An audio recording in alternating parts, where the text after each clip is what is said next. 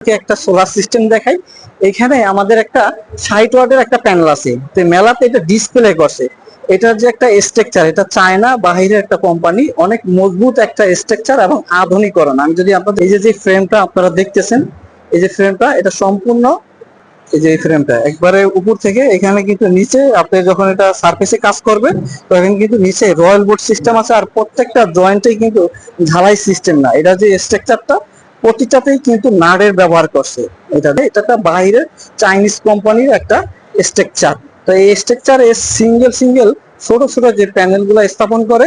আর এই প্যানেল গুলা এই যে সাইড ক্যালেম, যে ক্যালেম গুলো দিয়ে আমরা শীটে কাজ করি, এটা হচ্ছে একটা সাইড ক্যালেম, এটা চায়নার তৈরি আর কি। তো এটার যে স্ট্রাকচারটা এটা খুবই মজবুত। তো এটা একটা আধুনিক সোলার সিস্টেম। যারা আধুনিক সোলার সিস্টেম নিয়ে ভাবছেন এবং আধুনিক সোলার সিস্টেম করাতে চাচ্ছেন, তাদের জন্য কিন্তু এই ধরনের সিস্টেমটা। একটা বাসায় একটা প্যানেল যখন আপনারা বসাবেন, সেক্ষেত্রে কিন্তু এই যে যে স্ট্রাকচারের যে ফ্রেমটা আপনাদেরকে দেখাচ্ছি, এই যে এই ফ্রেমটা কিন্তু আপনারা ব্যবহার করতে পারেন। এটা হচ্ছে বহির্বিশ্বে এবং ইউরোপ কান্ট্রিতে এই সিস্টেমে তারা কিন্তু সোলার গুলা স্থাপন করে। আর এই সোলারটা যখন পানিটা পড়বে তখন এইগুলোতে তারা কি করছে, ড্রেনেজ সিস্টেম করছে। এই সাইডে একটা ড্রেনেজ সিস্টেম করছে, আবার অবিকল এই পাশটাও একটা ড্রেনেজ সিস্টেম করছে। দুইটা সাইডে কিন্তু তাদের ড্রেনেজ সিস্টেম আছে।